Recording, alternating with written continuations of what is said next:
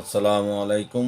যেখান থেকে আমার ভিডিও দেখছেন সকলকে আন্তরিক অভিনন্দন, শুভেচ্ছা ও ভালোবাসা। যুগান্তরের আর একটি নিউজ যেখানে বলা হয়েছে ওএসডি হলেন 29 সিভিল সার্জন, তারা কারা?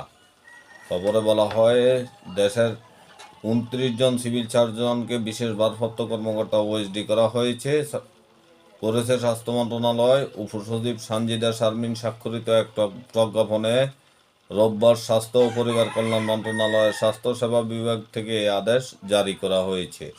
প্রজ্ঞাপনে বলা হয়েছে, বদলি বা পদায়ন করার কর্মকর্তারা আগামী 6 মার্চের মধ্যে বদলিগত কর্মস্থলে যোগদান করবেন, অন্যথায় 9 মার্চ থেকে বর্তমান কর্মস্থল থেকে তাৎক্ষণিকভাবে অবমুক্ত হবেন বলে মর্মে গণ্য হবেন।